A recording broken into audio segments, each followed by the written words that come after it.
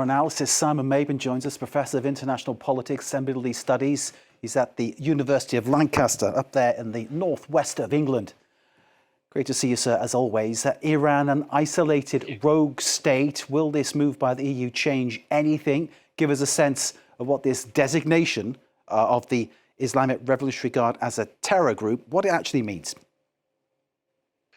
Well, I think what it does is it contributes to the growing pressure that the Islamic Republic of Iran is under, and in particular the regime, the supreme leader, Ayatollah Ali Khamenei.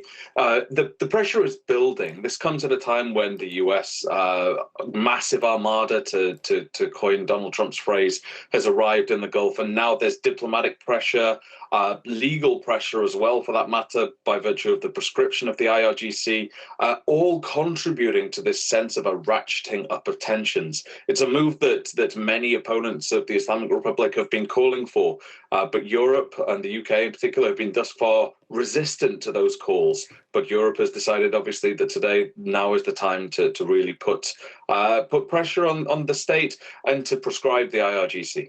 Change of position. Also, the words of Kaja Kallas talking about a state that kills its own people is actually rushing towards its own demise. Is there really that sense internationally that this is a point of inflection for Iran? I think so. I mean, we've been here before, of course. We've been here in the Green Movement in 2009. We've been here in the so-called Women Life Freedom movement of a couple of years ago.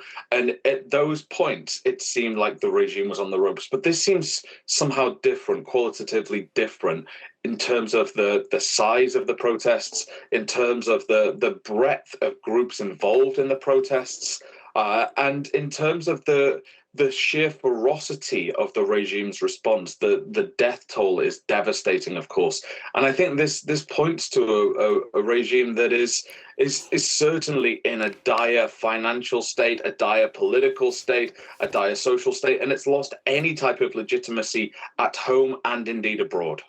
Do you see anything in the fact that the US is sending its fleet to the region right now?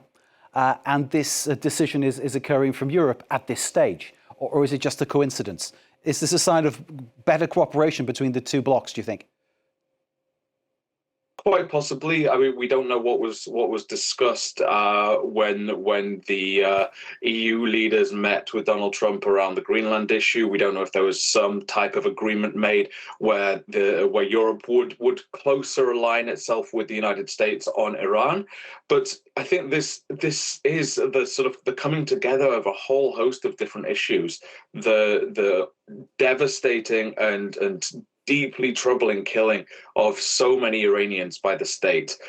And I think that's put a lot of pressure on Europe, given that it's invested so much in terms of its human rights record. It calls for improved human rights across the Gulf. And I think as well, with the US building up its military presence in the Gulf, I think Europe is maybe hedging its bets and wanting to be seen, at least, to be doing the same thing as the United States, if indeed it isn't already coordinating with Washington. Simon, as you're speaking, it's just popped up in front of me via the Wise service. Iran's foreign ministry says the claims by the EU they're concerned about human rights in Iran is a blatant lie and hypocrisy. Can you respond to that?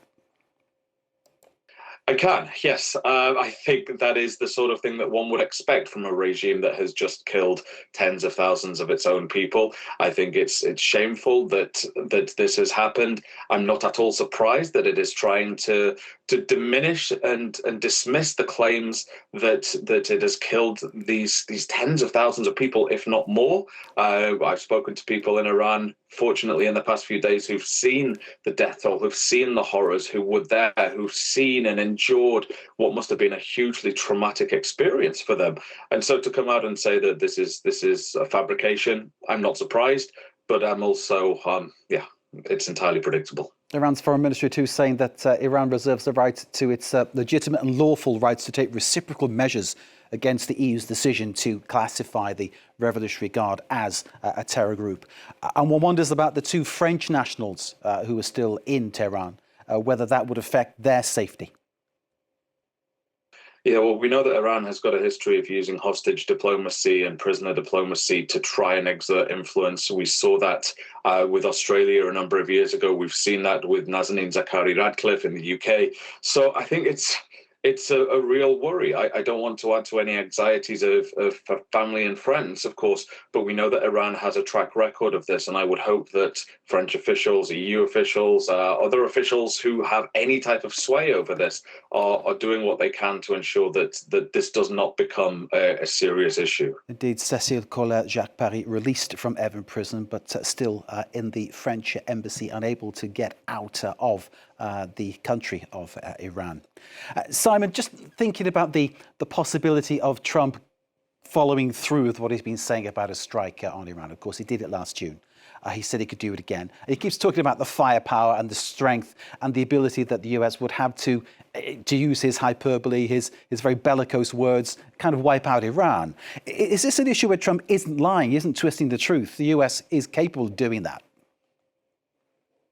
Yeah, it certainly seems that way. We've seen a small degree of US military might during the 12-day war last June.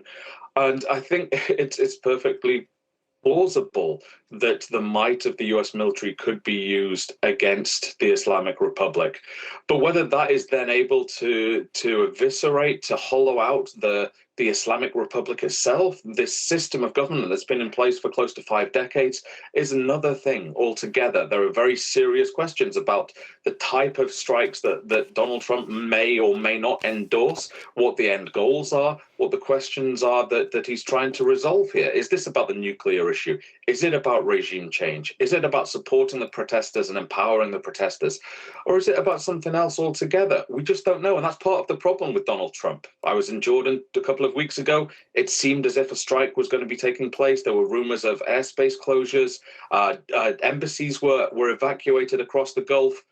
And then he backed down because there was some dialogue, there was some diplomatic pressure put onto him. And now here we are again.